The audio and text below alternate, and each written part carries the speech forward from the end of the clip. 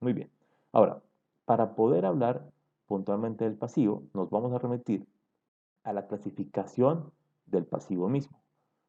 Principalmente hay una biclasificación entre pasivo corriente y pasivo no corriente.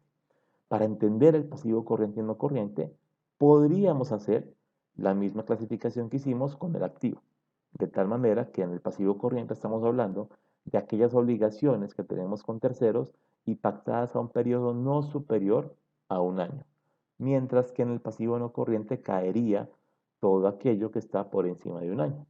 Ahora, ¿qué tipo de cuentas están dentro del pasivo corriente?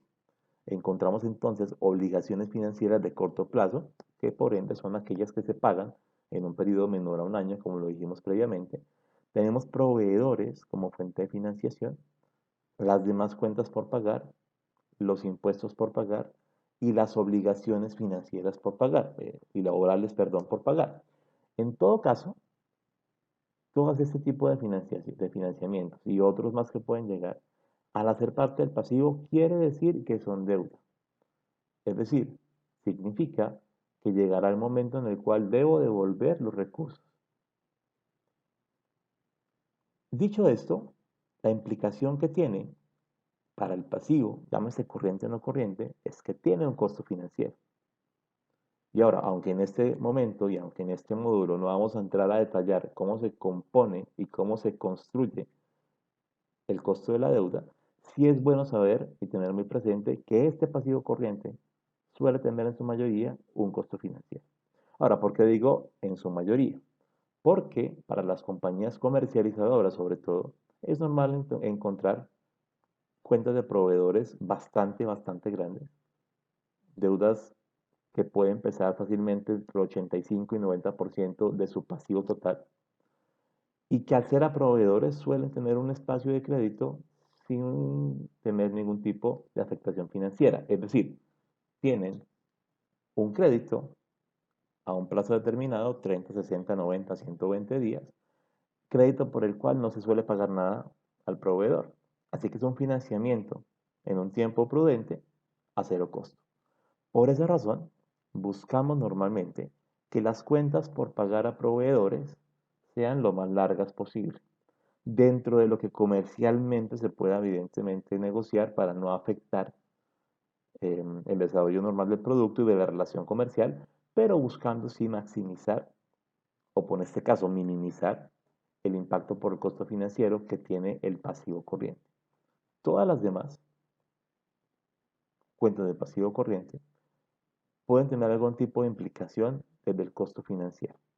Ahora, la que definitivamente lo tiene es la obligación financiera del corto plazo. Y tanto en el corto como en el largo hay una tasa indexada a ese costo de la deuda y hay que tenerla presente porque luego en el cálculo del costo de la deuda, como lo veremos en nuestro módulo precisamente de financiamiento, veremos cómo ese costo de deuda tiene una implicación directa en la toma de la decisión de qué fuente de financiación utilizamos. Porque al final lo que también necesitamos entender es que este costo de la deuda debe llegar a tener un impacto indirecto, o más bien directo, dentro del costo total, dentro de lo que llamamos WACC. Y ese famoso WACC, del cual hablaremos posteriormente, nos determina como costo de capital cuánto nos cuesta cada peso que está puesto en la compañía y que por ende tiene un financiamiento promedio. Ahí precisamente tendremos que llegar para entender el impacto que tiene el costo del pasivo dentro de ese costo de capital. Pero, al final de cuentas, sigue siendo una tarea constante la búsqueda y mejoría de las tasas de financiamiento con las obligaciones financieras. Y con los proveedores, la posibilidad de extender los días de pago sin pago de intereses o sin pérdida de descuentos dentro de lo que se puede acordar con el proveedor. Ahora, todo lo demás de impuestos y obligaciones por pagar son financiamientos de muy corto plazo que se obtienen por la diferencia que existe entre el cierre contable de mi periodo y el pago mismo de las obligaciones tributarias o laborales que tengo con terceros. Muy bien. Para el caso del pasivo no corriente, es importante que podamos visualizar que la estructura, aunque cambia, y ya la veremos a continuación, tiene de cierta manera muchas similitudes. Cuando hablamos entonces de pasivo no corriente, estamos diciendo que las obligaciones pasan de ser estimadas a pago a un año y se convierten entonces a un pasivo que se va a cancelar en un periodo mayor a un año. ¿Qué encontramos acá? En su mayor extensión, las obligaciones financieras de largo plazo.